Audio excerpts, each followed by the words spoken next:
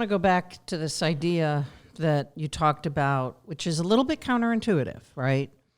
That you market the actual listing versus marketing when it's sold. Correct. Where'd Very counterintuitive. that come from? Where'd that come from? Premier State Properties in Florida. I mean, we watched them. We all thought that they were crazy. They were spending, at the time, 1,000 brochures. Nobody mailed property. What are they thinking?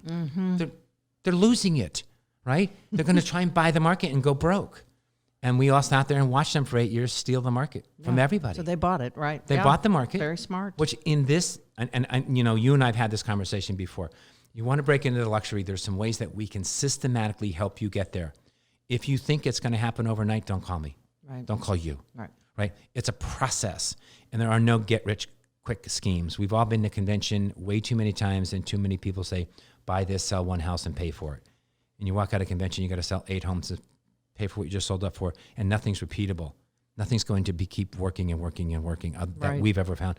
And if it did, we would do it. So it's an expensive proposition. It has tremendous rewards.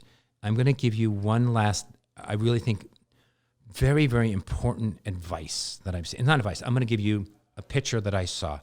And some of us remember 2007. Well, I was in Boca Raton, Florida before that. The market was crazy. There were agents that were rookies making $250,000 a year. They were mailing and they were marketing. And here's what happened. When the market turned, here's what happened, Diane. They were spending, we'll say $10,000 a year marketing, and they made $250,000. Well, now they only made $200,000, so they cut their budget to $8,000. Oh, so now they only made $160,000, so they cut it to $4,000. And literally, you'd watch them, and in a matter of 12 to 14 months, they'd be completely out of the business, because what they didn't realize from a business point of view is when the market turns, you actually have to spend as much, if not more, and what you are going to make less. Yeah.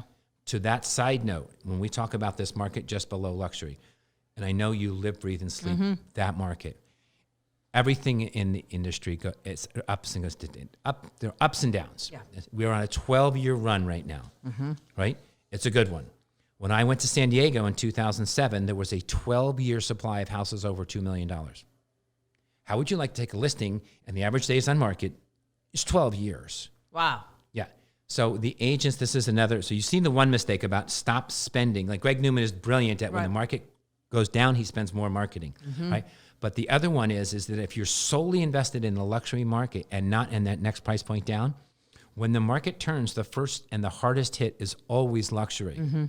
It'll recover quicker as well. Like when it recovered in a matter of 2 years. Went from 12 years to 2 years to 90 days, right? But can you sustain 2 to 3 years of zero to no income, or really not enough, clearly, if you don't have this secondary market to keep food on the table, to keep the lights on? Yeah. It's why it's called diversity. Yeah. Right? Stock market. And to keep feeding. I mean, I think, and this is just my opinion, 2007 was such an anomaly. Yep. Right? That no matter what, though, we have memories. And so the last thing in our memory was this huge anomaly. Right. Versus what you're describing would just be, a minor correction that comes back. And how do you get folks to, I have a theory that 2007 was the biggest anomaly just simply because no one was spending. But by and large, unless it's a deep correction, luxury still sells. Luxury will absolutely sell. And what you'll see is there are some, so luxury is, if you really want to know how well luxury is going to do, I always say follow the stock market. Yeah. That's where a lot of the money is coming from, or maybe not even where it's coming from. So without getting into my worth or net worth or what it is or it isn't, if my net worth is growing and my 401k is growing exponentially, I can look at Sandy, my wife, and go, oh, honey, our account just went up X. You know that second home you've always wanted in Scottsdale? Let's go get it. Yeah, it's called the wealth effect. The wealth effect, exactly. That's what they called it way back when. For us old folks. But if my market starts to, if my 401k goes in half, the last thing I'm going to do is buy a second home. Right. It's an impact.